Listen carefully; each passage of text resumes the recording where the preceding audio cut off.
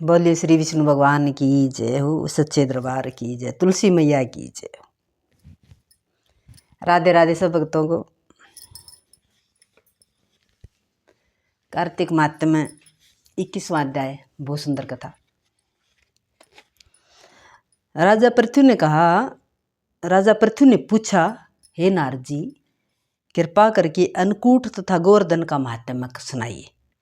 तब नारद जी कहने लगे, कार्तिक सुदी एकम को गोवर्धन पूजा तथा अन्नकूट होता है। इस दिन पृथ्वी पर गोबर का गोवर्धन बनाकर उसका पूजन करें, फिर अन्नकूट बनाएं। पहले ब्राह्मणों को भोजन कराएं, फिर स्वयं भोजन करें। गौ तथा वृषभ का पूजन करें। दिन के तीसरे भाग में मार्ग पालिका बांधे, इसी तरह जामात्र का पूजन भी होता है, जमाई का पूजन भी होता है। पृथु पूछने लगे कि हे नारद जी, सर्वप्रथम यह पूजन किसने किया? तब नारद जी बोले, समुद्र मंथन के समय जब लक्ष्मी जी समुद्र से उत्पन्न हुई, तब वे विष्णु जी से ब्याही गई। इससे आनंदित होकर समुद्र ने भगवान की स्तुति की। तब विष्णु जी ने कहा कि वरदान मांगो। यह सुनकर समुद्र ने कहा कि हे भगवान, आप लक्ष्मी जी सहित मेरे यहाँ निवास करो। तब विष्णु जी ने कहा कि ऐसा ही हो। उसी दिन से दामाद का पूजन आरंभ हुआ। जो कोई कार्तिक सुदी एकम को दामाद का पूजन करता है, वह सब पापों से छूट जाता है। बोलो श्री कृष्ण भगवान की जय। 22वां अध्याय। नारद जी कहते, हे राजन, कार्तिक शुक्ला दूज को यम द्वितीया कहते हैं। इस दिन यमुना जी में स्नान करके यमराज का पूजन करते हैं। इसी द्वितीया को भैया दूज भी कहते हैं। इस दिन भाई अपने घर भोजन न करे। अपनी बहन न हो तो गुरु की कन्या भी बहन के समान होती है, ऐते उसे ही बहन माने। उस दिन बहन अपने भाई की आयु बढ़ाने के लिए 8 चिरंजीव मार्कंडे, बलि, व्यास, हनुमान, विभीषण, कृपाचार्य, अश्वत्थामा, परशुराम का विधिवत पूजन करे। फिर भाई को बुलाकर पहले उसके तिलक लगाए और फिर यह कही कि सूर्य, चंद्रमा, पृथ्वी, समुद्र, वेद, पुराण, तप, सत्य, ब्रह्मा, विष्णु, महेश, देवता, मुनि तथा धर्म, ये सब मेरे भाई की रक्षा करें। तथा जब तक पृथ्वी, सूर्य आदि स्थित हैं, तब तक मेरे भाई की संतति चले। फिर बहन भाई को तिलक करके भोजन कराए। भाई भी अपनी श्रद्धा तथा सामर्थ्य अनुसार दक्षिणा दे।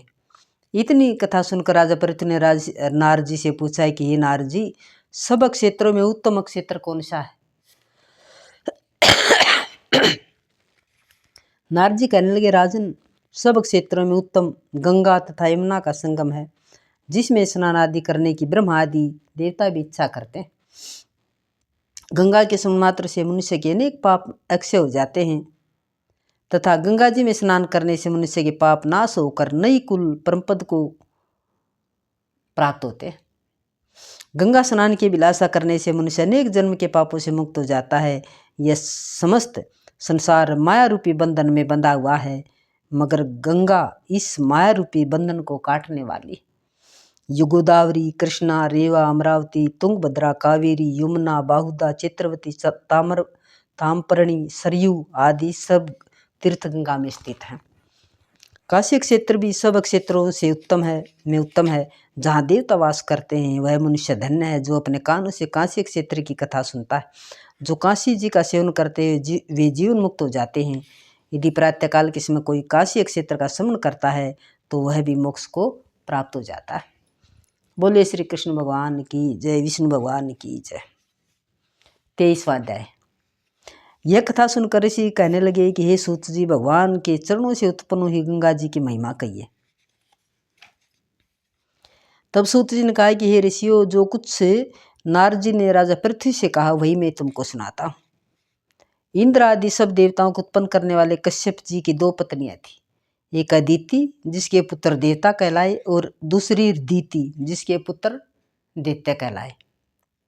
देवता तथा दैत्यों का नित्य ही कलह रहा करता था। उस समय विरोचन का पुत्र अर्थात प्रहलाद का पुत्र राजा बलि दैत्यों का राजा था। उसकी सेना अत्यंत विशाल थी। उसने समस्त पृथ्वी को जीतकर स्वर्ग का राज्य प्राप्त करने के लिए देवताओं पर चढ़ाई कर दी। इंद्र की पुरी को चारों ओर से घेर लिया। देवता भी सिद्ध करने के लिए बाहर आए, तब अत्यंत घोर संग्राम हुआ। एक दूसरे पर प्रहार करते हुए कई वर्ष बीत गए। इसके पश्चात दैत्यों का बल बढ़ते हुए देखकर देवता मैदान छोड़कर भागने लगे। तत्पश्चात दैत्यों ने सारे स्वर्ग पर अपना अधिकार जमा लिया। बलि सोमिंद्र के आसन पर बैठने लगा। साथ ही देवताओं के समस्त कार्य राक्षसों ने अपने अधीन कर लिए।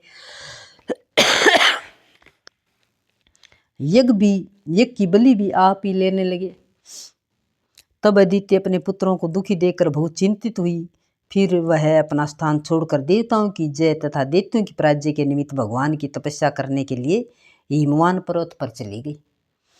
वहां कुछ समय फलाहार खाकर, कुछ काल सूखे पत्ते और कुछ काल तक पवन का ही आहार करती रही। फिर पैर के अग्रभाग से खड़ी होकर भगवान की तपस्या करने लगी। इस प्रकार उसने 1000 वर्ष तक तपस्या की। मायावी राक्षस अदिति की घोर तपस्या से चिंतित होकर राक्षसी माया से देवताओं का रूप धारण कर अदिति के पास जाकर कहने लगे, माता, तुम हमारे लिए इतना घोर तप क्यों कर रही हो? आत्मघात करना सब शास्त्रों ने पाप बताया है। हम तुम्हारा यह दुख सहन नहीं कर सकते। माता का दुख देखकर कोई सुखी नहीं रह सकता तथा माता से कोई विमुख नहीं हो सकता। शास्त्रों का वचन है कि जिसके घर में कल्याणकारिणी माता नहीं हो तथा प्रिय बोलने वाली पतिव्रता स्त्री नहीं, उसका जीवन निरर्थक है। अतः आप तप छोड़कर अपने पुत्रों को सुखी कीजिए। यह सुनकर भी अदिति समाधि से चलायमान न हुई। तब उन्होंने अदिति को मार डालने का निश्चय किया है। तो उन्होंने अदिति को जीवित जला देने के लिए वन में आग लगा दी, परंतु इस अग्नि में दैत्य स्वयं जल गए। अदिति को किसी प्रकार की हानि नहीं पहुंची और न उन्हें इसका कुछ पता चला, क्योंकि भगवान ने अपने सुदर्शन चक्र से अदिति की रक्षा की थी। बोलो श्री विष्णु भगवान की जय, सच्चे दरबार की जय। तो भक्तों, जरूर सुना कार्तिक मातम, बहुत पुण्य मिलेगा और बहुत ज्ञान मिलेगा और बहुत आनंद आएगा। बोलो सच्चे दरबार की जय। आज के आनंद की जय।